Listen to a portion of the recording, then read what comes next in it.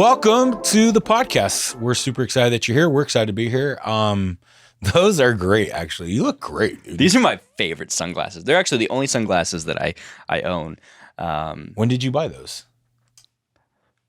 6 months ago. They look great. Yeah. I really actually, so fun fact, I never buy sunglasses for myself because I always lose them. And so I always buy like a cheap pair of sunglasses from like Walmart or Target or something because I lose them. These are the first pair of sunglasses that I actually spent some money on. It wasn't a crazy amount of money, spent $300 on them. And I have not lost them. So I think, here's my theory. There's something to be said that when you spend money on something that is like nice, forces you to actually take care of it. That's my theory. It's almost like I've come to on my own. if you pay, you'll pay attention. If you pay, you'll pay attention. And maybe you'll are take paying care of attention. Here's the problem I have with that statement. I have these Gucci sunglasses somewhere, and I have lost them. I don't know where they're at, and that is 100% my fault. And they are definitely they were expensive. With that being said, you sent me something this week. I sent you a lot of things this week. You did. Yeah. This week was a week. God, dude, this week was, honestly, I'm not gonna lie. This week was it was a whooping. Like, Yeah, and it's not over yet. it's not, we have so much left to do. It's not over yet. This week was a whooping already. You sent me something that you said, if we hit this goal, I'm going to buy this. Yes. That timepiece. I'm kind of want to put you on the spot right now It's not a fancy timepiece. and make you buy it right now because it's not expensive at all. And you can 100% buy it right now. I don't think you put a real goal inside. So either you were joking, No, I was dead serious. then you need to buy it right now. Are you serious? I'm dead serious. Pull out your phone and buy it. Really? Yes, 100% buy it right now.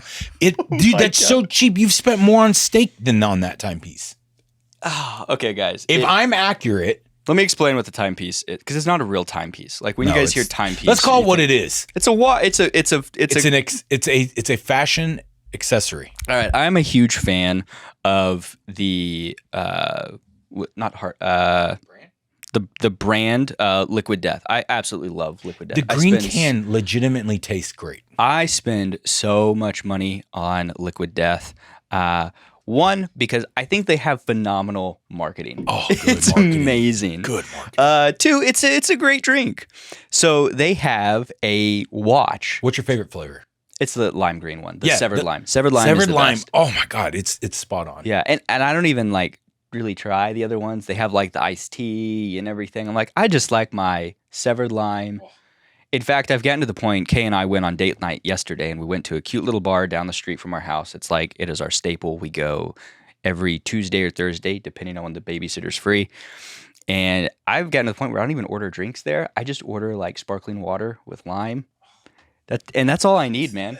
Like, I don't need anything. Okay, so I'm with you. So the brand. watch, it is a Liquid Death watch, and I just think it is the coolest thing ever. And I've sent it to my wife a couple times, and she's like, that is the stupidest thing ever. Okay, that would be the one thing that make me not force you to buy it right now because I never go against. Oh, I mean, she'd be fine if I bought it. She just thinks that it's dumb. And so I set a goal for our business. No, I'm like, buy it. Buy it right now. Purchase it.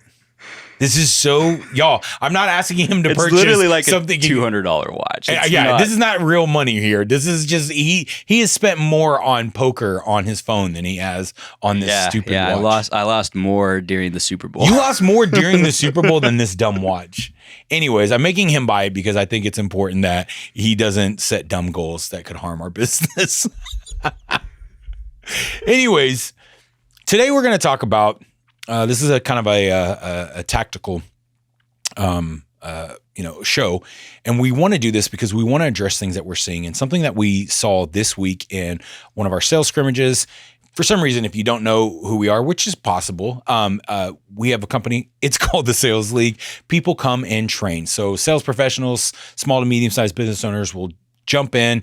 They train with us every week. We train 6 times a month, and we have a moment where we put you on one-on-one with somebody, you break out, and that way you can actually practice what it's like, a real world experience, but not wasting a real world sales call. So something that came up, and I'm starting to see this a little bit, is I need to do my due diligence. So the objection might be like, yep, all that sounds great. I just need to do some more due diligence. The objection could be, yeah, I just found you guys. I don't know any, so I'm searching out and getting some information. There's a couple of ways that you can handle this and address this, okay? It is the way that we gather leads right now, and obviously you could speak more to this, but somebody runs an ad that triggers and targets somebody on their, Instagram, TikTok, Facebook, somehow Google, whatever. It targets somebody sees the ad and they click on it, meaning that they raise their hand that says, oh, I'm interested in that packaging and messaging, and I want to know about this. Then most likely they're going to fill out a lead form. That lead form then goes to the sales pro. Okay, so it is possible that somebody, if a sales pro is phenomenal at lead to speed, or you have some amazing AI automation, somebody could click on a lead and book a call within 24 hours of knowing people. I have personally closed people who've bought a lead magnet or got some type of lead magnet, and then I closed them on a $10,000 or $30,000 package within 24 to 48 hours later. So it is possible that happens. Meaning that if it comes up and somebody they really did just find out about you, or they're still learning about your company, how do you properly address this prospect? What do you say to them? How do you say it? When do you say it? How far do you take the conversation? So that's what we want to talk about today. Before we go into it, did you buy the... Yeah, I did buy the watch. There we go. We have success. This is why I am the greatest salesman. Josh, you know what? There's a great example. Josh just closed me on something that I didn't think I was going to actually get closed on today. So he closed me on buying a silly little $200 watch. Would you feel that I hard closed you? Or did I use some boiler room techniques? No, you just you brought out the desire of me wanting that watch immediately. Yes, I appealed to your instant gratification. It's so funny. We're gonna dive into the topic that you just mentioned, but it's so funny. There's so many things that I will stop myself from doing that it's like like you said, I'll spend more money on like dinner sometimes, but there'll be like little things where I'm like, man, I don't need that. Like that's dumb. Yeah. I think there's actually benefit to the way that you think about some of those things, because I think it kind of puts a healthy parameter and boundary around you. And I love watching that in you, because I think I can learn from that, because I'll be like, oh, I'm going to go get that and I'll go and do it. Some people will work to get to a goal.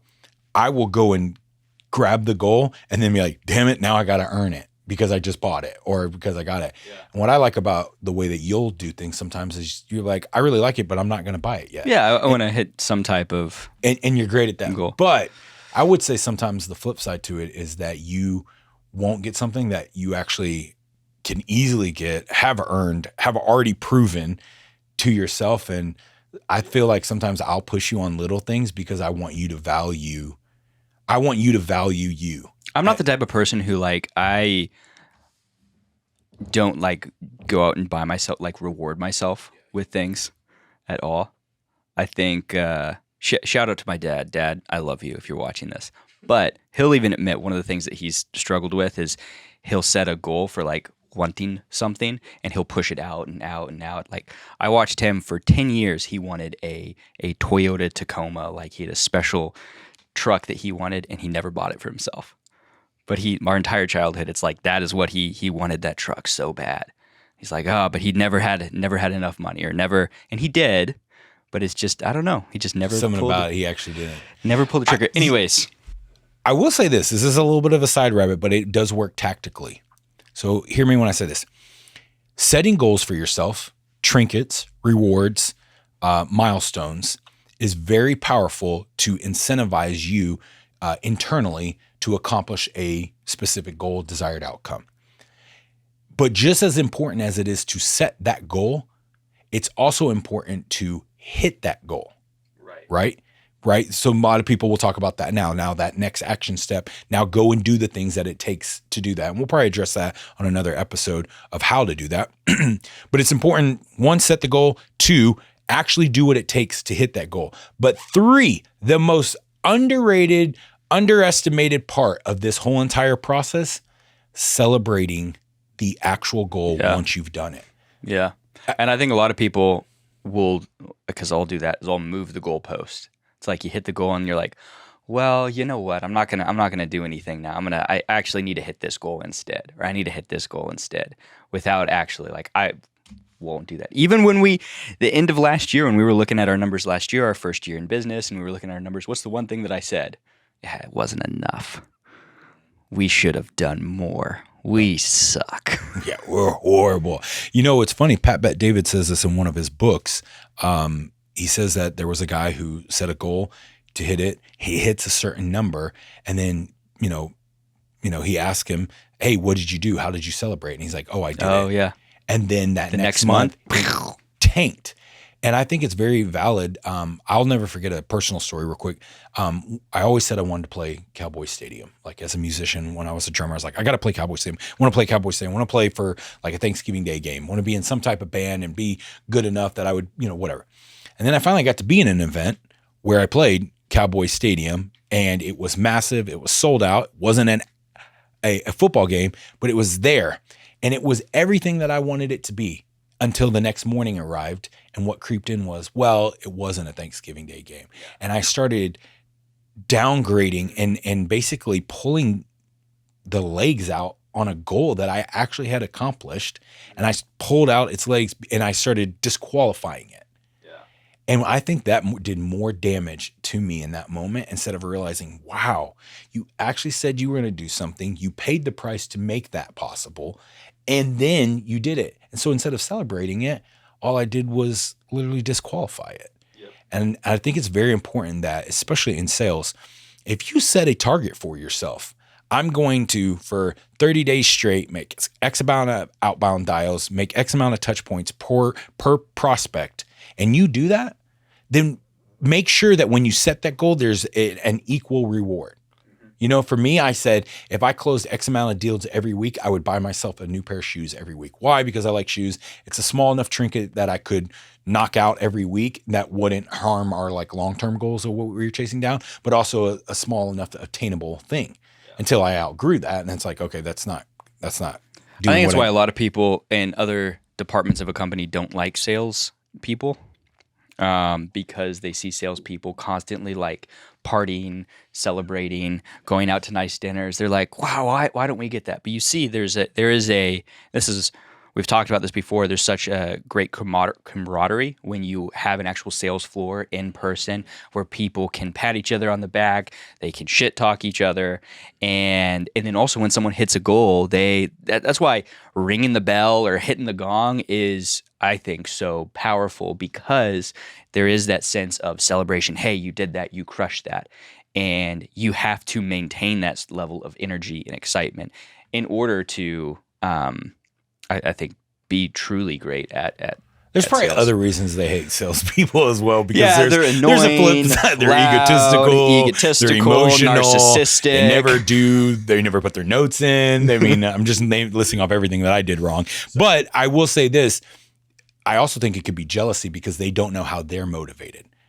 Not everybody's motivated the same way salespeople are. So jumping back into the whole We had an actual topic. We have an actual topic to be tactical on. So I want to talk about this approach from two different angles. So the approach is prospect comes in, they are new to the ecosystem, the offer, the solution, whatever it is. And they're new to that, the ecosystem. From an SDR standpoint, like let's say you're prospecting, a lead comes in, you're nurturing that, you're trying to set that appointment, you're trying to get the diagnosed call, rolling. How do you address it from that perspective first? Yeah. So the first thing that you want to do, and whenever we're working with appointment setters, SDRs, BDRs, whatever your role is, what we look for is, one, do they have a problem we can solve? We want to identify that. Do they have a problem that we can solve? Number two, do they want help solving it? Number three, do they have the ability to get it solved? Ability meaning finances, right? Business partner, spouse, right? Are they the individual that can actually make a decision to move the needle forward? One of the things what I want to hone in on is number two, which is if they have a problem we can solve, do they want help solving it? And really what that comes down to is motivation and desire, right? If someone's motivation and desire to get that, like they want help getting it solved, and it's very high, right? Well, then I'll either set that person same day, because you can have, what you want to gauge is you can have someone who's brand new to your company, someone who found out about you yesterday, but the pain is so high, or the desire to hit that goal is so high, right? They want to get it solved immediately. And if that's the case, those are going to be the leads that you talk to, and the days to close on that lead is like 2 or 3 days. You set them with an account executive and they knock it down. Now, in most cases, if the desire isn't as high, you will have to do a little bit of educating. And one of the ways that I like to do that is whenever you are setting a deal is give them something to go through or consume. Josh, you and I were at an event a couple weeks ago with the great Coach Michael Burt. And one of the things that he talked about, I don't remember the exact numbers. I wish I had my Remarkable to pull it up. But he talked about the, what was it? People need to consume, what was it like? Before they make a decision, on average, most people need to consume like, what was it, 7 hours of content or something? It's like 7 hours of content, 11 engagements, and then there was something else. We can get the actual numbers. But basically, before people even consider making a buying decision, on average, they need to consume a certain amount of content or have a certain number of like engagements with your company. So as an SDR or even an AE that's setting deals for yourself, one way to get them into the buying pocket is basically to force consumption of training or force consumption of something that you have. So when I set the consult, what I would do is give them a case study or a piece of homework to go through, and simply ask them before the call, hey, Bob, before I connect you with, Josh on our team, could you do me a huge favor? They're going to say, sure, what is that? It's going to be really important so we can best serve you that you go through X piece of content, or you go through this case study, okay? And then I always like to ask another question. Once they agree that they'll go through whatever it is you're going to send them, ask them, can you do me one last favor, just so I know that this was helpful? Can you send me your number one takeaway from that case study? Can you send me your number one takeaway after going through that piece of content, right? So what that does is that forces the person to consume, and you are compressing the amount of time instead of them having to go through, hours of content on their own or engage with your company on their own. You're forcing them to become educated on what you do and build that rapport and trust. So I know that was a long-winded answer to your question. No. It was really good. I'm actually looking for something because what you said is very, very powerful. Yeah, I'll find it later. But here's what I want to get to very tactically. They hop on the phone call with you and they say, hey, Jake, yeah, this so-and-so. And you're like, hey, how are you doing? I noticed that you picked up X and so-and-so. And they're like, yeah, I just saw your ad. What are you saying? Are you looking for it? Yeah, I'm looking for it. Why don't we wait? Oh, I found it. Okay. Do you want to say it? Yeah. So shout out to Coach Michael Burt. We were at his at an event at his new co-working space here in Nashville called the Greatness Factory. Which is where I hope our first event is actually going to be. It was awesome. The guy's a legend. So basically what he put is called it the law of diffusion, okay? 2.5% of people that you talk to will buy immediately, okay? Typically, they need like one touch point. As I said earlier, they have a problem you can solve. They want help solving it, and their desire is very high. They're like, I need to get this fixed immediately. 13% of the people that you talk to, they're going to need a little bit more convincing, and they're going to need 1 to 2 touch points and probably 30 minutes to an hour of consuming content. And then 35% of the people that you talk to, which is going to be the biggest chunk, they need 3 to 7 touch points and about 2.5 hours of content. And then the other 34% of the people you talk to, they need 7 to 18 touch points. And they're going to be closer to 2.5 to 3 hours of content consumption. And the last 16%, these people are never going to buy from you. And Josh and I have talked about this before. These are the people, they're just never going to buy. Ignore those people. Sales really comes in at the 13%, the 34%, and the other 34%. That is where you actually have to work. You have to engage with people, get them to consume content, get them to really learn about who you are so they know, like, and trust you.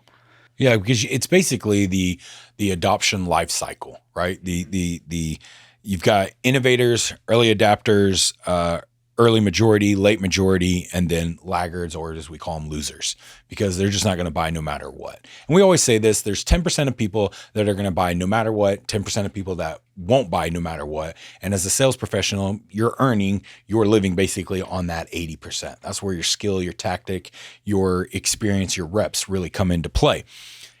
I think it's important that you need to be able to recognize when a prospect comes in where they're at. It doesn't mean that they won't buy right there on that call. The amount of people that I have spoken with that found us in 24 hours and still bought, maybe they were part of that 10% that are going to buy no matter what, or maybe I was on top of my game and I crushed it that day. Don't know 100% looking back, but we do have to acknowledge that in life, there is an adoption cycle, and it is like a little bell curve, right? And so you have to recognize, where's this person at? So when somebody jumps on a phone call with you, Zoom, whatever it is, or you meet them in person, face to face, and they say, yeah, I just recently came across your stuff. Tell me a little bit more. Where are you going from there tactically? I mean, the first thing I'm going to ask them is, great, what interested you in reaching out? What interested you in coming in? What interested you in giving us information? Why is that important? The reason I love that question is because it's one, it's open-ended, and I want to, as quickly as possible, identify what their true intentions and reasons are, right? So that's the first thing that I'm going to do, is like, what is, just high level, not a complex question, what interested you? Yeah, I saw the ad and I thought, hey, I want to get some more information. Cool. What specifically would you want to get information on? Well, I just want to know, like, you guys say that you help sales, you're doing sales training or stuff like that. Just kind of curious, like, tell me a little bit more, what makes y'all different than everybody else? Yeah. So from here, what I would do is one of the things, and this is more like an SDR setting call, is I like to give people like 2 to 3 options and see which direction they go. First couple questions are open-ended, not giving me a lot of information. Great, Josh. Well, typically people seek us out because they're trying to increase their sales team's performance, or they're sales professionals that are trying to increase their show rate or increase their closing rate. Which of those things apply to you most? Well, I mean, I guess maybe a little bit of all of them, but like we're really trying to start and build and grow a sales team right now. Okay, trying to start and build and grow a sales team. Now, tell me this, how long have you been trying to build and grow a sales team? Yeah, I mean, maybe, I don't know. I mean, we've been in business for a couple of years now, and I'm just at the point where I can't keep taking sales calls anymore. A couple years now. So how many salespeople do you have on your team at the moment? Well, I got one guy who's kind of doing some setting appointments. He's prospecting a little bit. And then I had this one, sales pro that was supposed to start taking calls for me, but it didn't work out. Okay. So you've been trying to do this for a couple years now. You have one person that you hired in the past, didn't work out, and you're training this other person. The other person that you're working with right now, on a scale of 1 to 10, how do you think that he's doing? Cool. We're going to pause or end this role play. What I think is very important to understand right now is when someone comes in and they say, hey, I'm just looking for information, the best question you can always ask is the most simplest question. Why? Why would you waste your time in a busy day? You're running a business. I'm sure you have way more pressing things that you can do than just hop on sales calls all day asking about information. There must be as you said earlier, a motive. Yep. When you ask the question that way you did, and you just say, okay, well, tell me, why are you looking for this information? I just want to see why you can do that. Okay, gotcha. Why do you need to do that? Do you currently have a sales team? You can ask a close-ended question right there. Well, no, not really. I just got this one guy. Oh, okay. And then I love where you did. Well, how long has it been this way? I think it's real important for people to catch it on, because whether you're an SDR or an AE, it's great. And then to your point of when you said, well, typically people come to us for this, this, and this. That's pretty much your I'm making it easy for them to. It's normally your invitation for them to make a change anyways. It's the same pillars. The same pillars that you would say in your, if you say, we probably have a ton of different sales pros. So you might call this a pitch, you might call it prescribe, you might call it an invitation for change, whatever.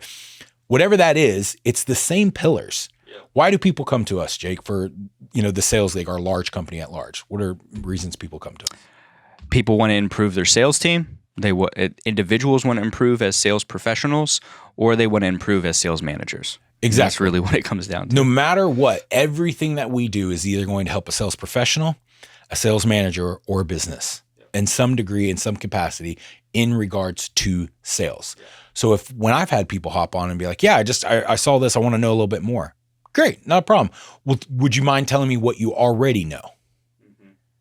Well, I guess you guys do sales and you train and help, and so I just want to know more about that. Awesome. Are you looking for sales training and help right now? Well, I mean, yeah, maybe. I'm just trying to know more about it. Okay.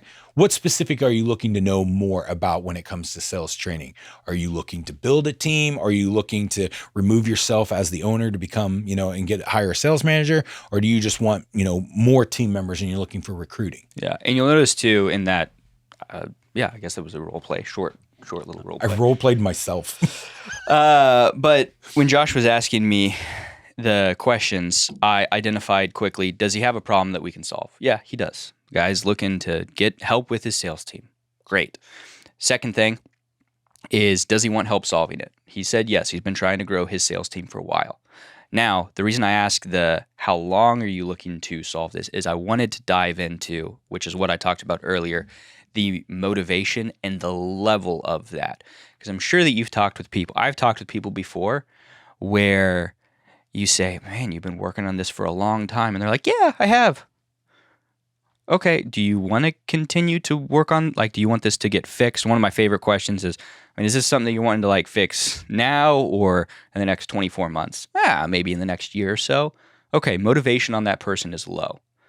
So that means this person, it doesn't mean that they're not going to close on that first call. It means that either A, you're going to have to do some more digging and really pull out the pain or the goal and really make sure that motivation is high, or you're going to go the route of, well, we can help with that. Let me send you some educational materials on how we can help with this. I like to go a different route. This is what I love about it, because I love your response as well. My route, when someone says, well, yeah, I mean, maybe in the next year, my favorite thing to go into is wait, I just want to make sure I understand. You said you would fix this potentially next year. If you could fix this tomorrow, would you? Well, yeah, maybe. And I'll be like, what do you mean by maybe? If someone told me that tomorrow I can have $300 million sitting in my bank account, I just have to do this one thing, would I do it? Yes, I would. Would you? Well, I mean, yeah, it's $300 million.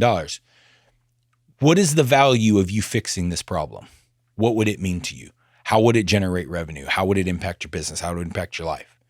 You know what I mean? Because if I find somebody that has low motivation, I am wired to be like, great, I'm going to find your motivation. You might try to lean out. You might try to tell me that you don't have motivation, but you are on with the wrong mother trucker right now, because I'm going to find your motivation. Because I'm like, nobody actually wants to burn their greatest asset, which is time, just randomly talking to people on the phone. But what if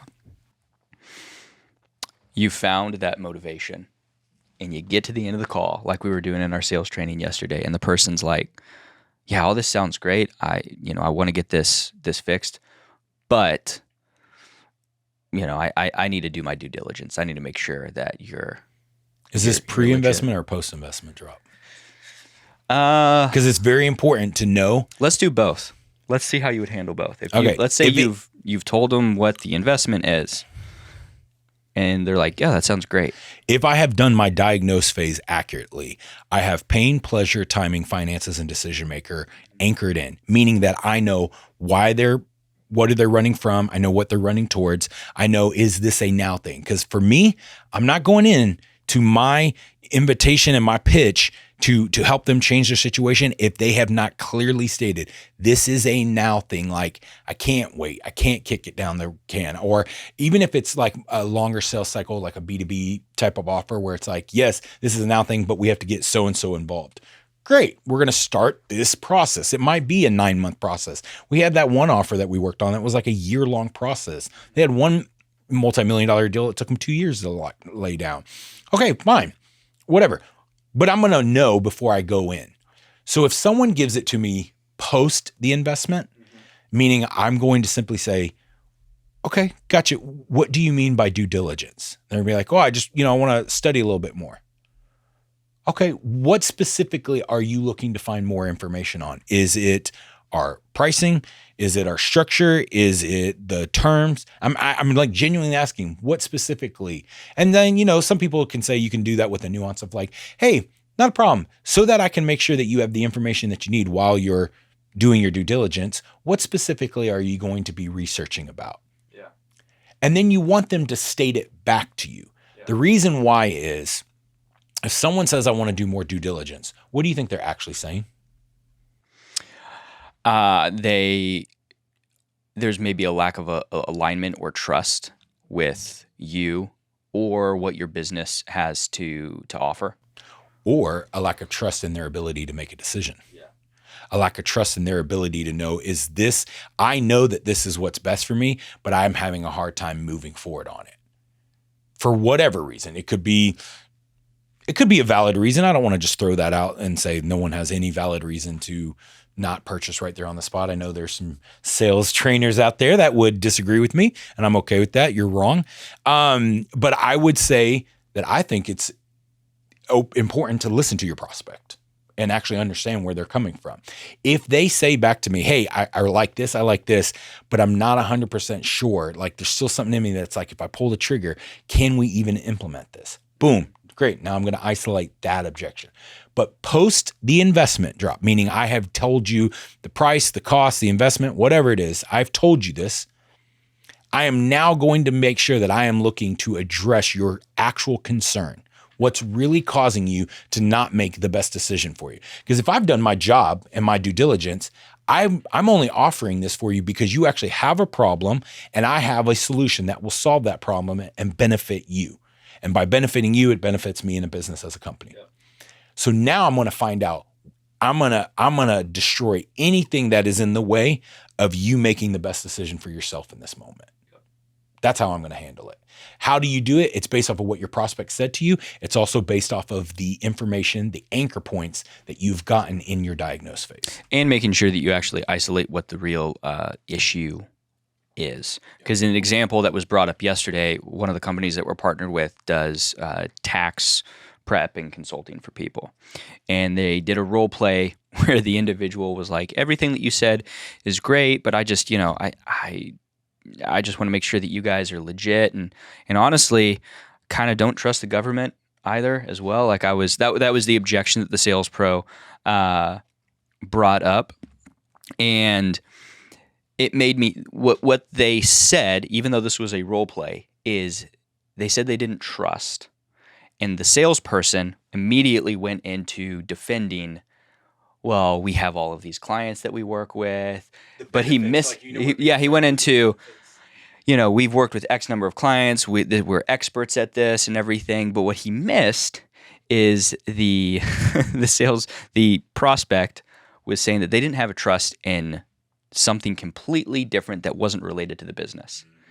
And he missed actually addressing that, which is, the government takes a lot of our money. That's why we exist. Honestly, we don't trust them a ton either, but that's why we are experts at what we do. So we make sure that you don't have to trust the government, but you can trust us. That's what we do. He completely missed that. And he just focused on, well, our company does blah, blah, blah, blah, blah, blah. That's the whole problem with when sales pros try to persuade your prospect through telling you every benefit or every great thing, what do you think the prospect is already thinking? They already know that you're going to say all the positives. That they assume that you're going to say all the positives. So why in the world would you try to lead with that as opposed to leading with, great, what is causing you to not want to move forward for you? Because you said this is my problem and this is my desired outcome. If I solve this, my business, whatever, gets this. Now we can solve this and you can have this. Why are you not making it a decision? This is where most salespeople, I think, really lose it. They don't know how to close that damn deal. They don't know how to actually get the thing across the line. Whether, somebody asked me this, I think it was yesterday as well. I don't know, but somebody asked me this. Well, how do you actually, it was when I was doing my one-to-one with one of our Champion Circle clients. And they were like, wow. Yesterday. Yeah. And they were like, how do you actually get it across the line? And I said, how do you get them to sign the agreement? He said, yeah. How do you get to do that? I go, I call them up and say, hey, I just wanted to make sure you're still good on everything that we have talked about. Yep, great on everything. Fantastic. Just to make sure that everything on our side tech-wise is working, can you access your email right now on your phone? Yep, sure can. Great. Can you pull up that document? Yep. Now, can you tell me if you can actually see the document and you can click on it? Yep, I can. Awesome. Do you have 3 minutes real quick? Yeah. I do, right? And they going through this. I'm like, great. Here's what I want you to do. Since this is electronic, I want you to sign that document right now. Yeah. Because why? Because earlier I said, is there any further questions or clarity that you have around this agreement? No. So everything that you want, we have agreed upon, and this is what you are going to do. Yes. So there's nothing else that you need to know from me for us to move this deal forward. Nope, I like it. It's all good. Awesome. That's when I hit him with, great. Can you open up your email on your phone? Yeah. They're like, yeah. And I go through it and he goes, wait, so you'll just be on the phone with them and make them sign the agreement? I go, yes, I will do that. Why would I not do that? They just told me I have a problem. You have a solution. I agree to your solution. I believe that you can help me solve my problem. Why would I say, okay, great. Let me know when you sign the agreement. Yeah, I'll be looking for it. I'll be just waiting here. Please sign that agreement, dear sir. Oh, if you would just make my life so much better by signing that agreement. It's like, no, I'm going to make your ass sign that agreement right now. Yeah. Since this is a tactical episode, here's a fun little tactic that you can do just to take things a step further with email. You call the prospect up. Hey, Josh, this is Jake with ABC Properties.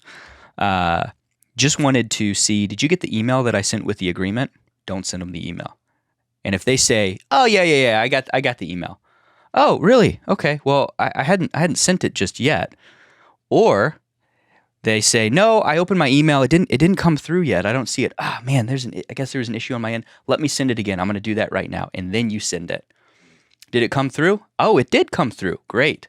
Because how many times have we called people up and they're like, oh, yeah, I'll sign it. I got it. But they haven't seen it. They haven't seen it. They haven't looked on it. Don't wait to send it until they're actually on the phone and you get a hold of them. You know what my favorite is? When it's like DocuSign, PandaDoc, or a tracker, right? Whatever, a tracker. Where you can see if they've I'll call and be like, hey, yeah, this is so-and-so from ABC Property. Do you have 3 minutes real quick? And they're like, yeah. Hey, I noticed I sent you an email. It's like, yeah, I'll look through it. I haven't had a chance to look through it. No, I can tell because it lets me know when you've opened it and haven't opened it. Can you do me a favor just to make sure that it's communicating clear? Can you go ahead and click on the document? They're like, yeah, click on it. All right. Now, do you see, did it actually open up for you? They're like, yeah, it opened up. Awesome. Since you have 3 minutes and this will take less than 3 minutes, I just need you to click on that and sign it real quick. I'm going to do that now because once you do that, it'll let me know that it's working. And that allows me to actually help you start this next process. Go ahead. And they'll be like, wait, so you'll just tell them to sign it? I'm like, yes, do that. Ask them right there on the spot to do it. Your job is to close the deal. Now, we do that by serving people and yada, yada, disclaimer that y'all know that we talk about. But at some point, you have to get the deal across the line. Yep. I don't know. I think that's how I would handle it. Have we missed anything else on that? No, I don't think so. I want to say one final thing. If I am an account executive and I'm the primary one that's going to be either bringing the deal together, closing the deal, whatever, however you title yourself, and I get somebody who says, yeah, I just found you guys, I'm going to make sure before I ever pitch the product, service, goods, whatever, before I even get deep into the diagnose phase, I'm going to take a moment. I'm going to say, great. Well, how long have you been following our company? How long have you been following so-and-so? I mean, honestly, I haven't. I saw an ad. I just clicked on it. You guys called quick. Good job on that. And just wanted to get some more information. Okay, great. I want to make sure that you really know who we are. So could you tell me this so I don't just tell you something that you already know? What do you know so far about us? Yeah. Well, honestly, nothing. Okay. Are you aware that we are a company that does this? I mean, yeah. Okay. So I know that you guys do that and I know that you do that. Great. I'm kind of being funny with them. I'm almost joking. I'm like, oh, okay, cool. So you don't think that we're, I'll make up some, beauty product company. No. I know that you're a financial type of service. Great. Now I am curious, since we're not a beauty product and you actually were looking for a financial service, what specifically had you even interested in looking for that type of service? Now I've disarmed them, I've pulled them down, and now I can get them talking. If I need to tell them a little bit about, that's when I'll use your tactic and say, well, great. Typically, somebody will come to us because they're looking to solve one of three problems. And I like to say problems in that situation because I want to start seeding now, right? Hey, that's what we do here. We solve problems. We don't sell you stuff. We solve problems. Yeah. And then from there, it lets me know, because obviously my gut is tuned enough to say, I can further this conversation, or I only need to do the diagnose phase. I'm going to put a pin in the conversation. I'm going to leverage, our triangle follow-up, engage, entertain, and educate. And I'm going to give them what they need. And then I'm going to set the heck out of that next call. I'm going to make this next call feel like they're going to get $1 million if they show up. And I'm going to set the frame so hard that that next call might be later that day. That next call might be tomorrow. But I'm going to give them what they need and say, great, so here's the next step in our process. We're going to have you do this. Once you have that allows us to have this conversation so that they're like, oh, okay, this is a part of the process. This is now what we do.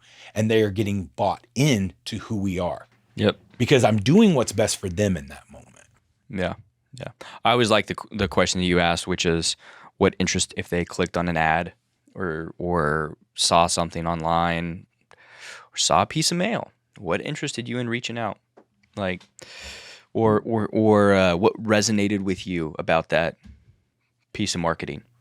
Or just like, man, if you're getting hit by our ad, you're probably getting hit by tons of them.